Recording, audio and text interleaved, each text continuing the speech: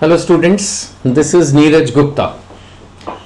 In this video we will start our discussion about dimensions of business environment.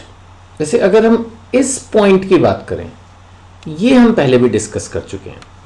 देखिए, business environment means the external forces. ये हम पहले भी बात कर चुके हैं कि बिजनेस एनवायरनमेंट का मतलब है एक्सटर्नल फोर्सेस, वो चीजें जो बाहर से, बिजनेस के बाहर से बिजनेस को अफेक्ट करती हैं. That is business environment, right.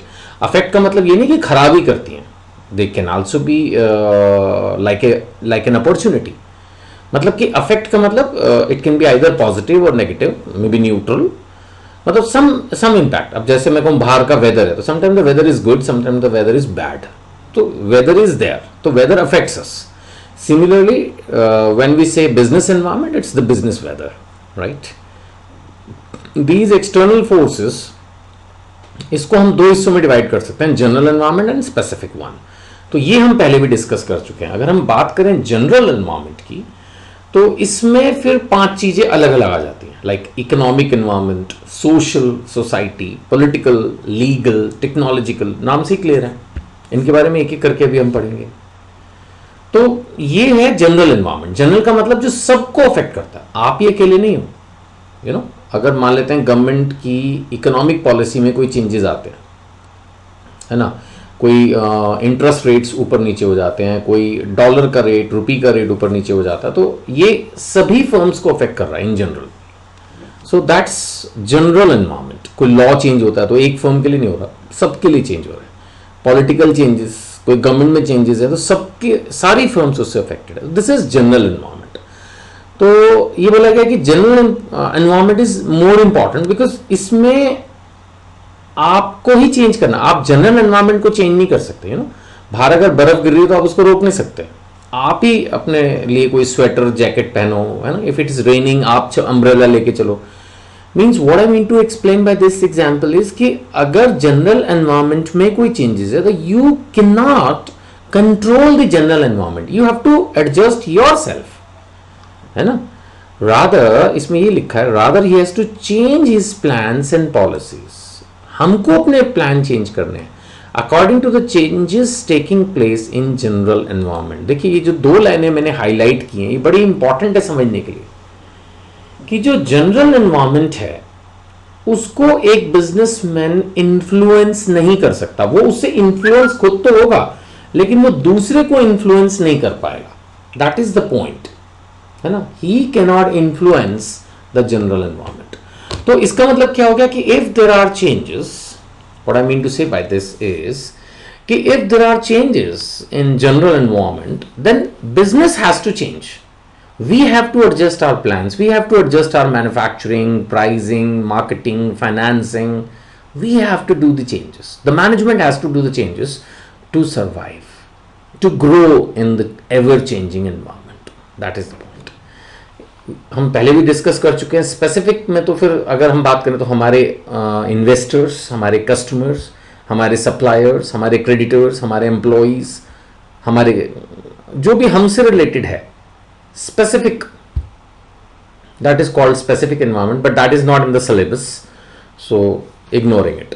Straight away moving to business environment. Business environment के ये 5 हिस्से हैं: economic environment, social environment, technological environment, political environment and legal environment. That is in our syllabus and that we'll discuss. Let's start the discussion with economic environment. Economic environment refers to those forces that have economic impact, है ना. पैसा, business studies अगर आपने 11th में पढ़ी होगी तो सबसे पहले बात हुई थी इकोनॉमिक, नॉन इकोनॉमिक एक्टिविटीज. तो economic activities means something relating to funds, पैसा. सो इकोनॉमिक इम्पैक्ट, कोई भी ऐसी चीज जिसका आपके बिजनेस के फाइनेंसेस पर, जिसका आपके बिजनेस पर कोई फाइनेंशियल इम्पैक्ट है, that's economic environment, economic impact.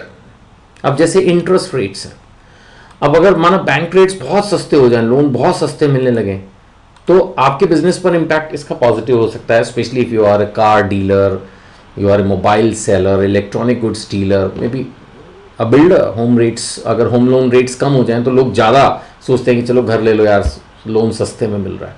तो interest rates have an impact. अगर बहुत ज़्यादा बढ़ जाए तो उसका फिर उल्टा इम्पैक्ट हो सकता है। It can lead to reduction in the demand. Inflation rates, similarly inflation, महंगाई अगर बढ़े तो आपकी प्रोडक्शन कॉस्ट बढ़ सकती है, उससे हर चीज़ महंगी हो जाएगी, डिमांड पर भी असर पड़ेगा। Changes in the disposable income of the people, अगर कंट्री की जीडीपी बढ़ जाए, पर कैपिटा इनकम बढ़ जाए, ओवरऑल जो इनकम अवेलेबल फॉर एक्सपेंडिचर है वो बढ़ जाए, तो क्या होगा? चारों तरफ डिमांड होगी, लोगों के पास पैसा आ जाएगा, फिर लोग रेस्टोरेंट्स में भी ज़्यादा जाएंगे, मूवीज़ भी ज़्यादा देखेंगे, ट्रैवल करेंगे, परचेजिंग शॉपिंग करेंगे, उन सब चीज़ों की डिमांड बढ़ जाएगी। उल्टा भी हो सकता है। वैल्यू ऑफ रुपी, इसको हम डॉलर से अगर समझें कंपैरिजन करके, तो सपोज डॉलर महंगा हो जाए, अब डॉलर महंगा होगा तो एक्सपोर्ट्स फर्म्स के लिए जो रेवेन्यू है वो बढ़ जाएगा, लेकिन इंपोर्ट फिर महंगे हो जाएंगे, जो इंपोर्टेड रॉ मटेरियल यूज़ करके प्रोडक्शन कर रहे हैं उन चीज़ों पर असर पड़ेगा। व्हाट आई मीन टू से कि ये इकोनॉमिक एनवायरनमेंट है। और क्या आप डॉलर के रेट को चेंज कर सकते हो? क्या बैंक के लैंडिंग रेट्स को चेंज कर सकते हो? इन्फ्लेशन, महंगाई किसी एक बिजनेस एंटरप्राइज के कंट्रोल में नहीं।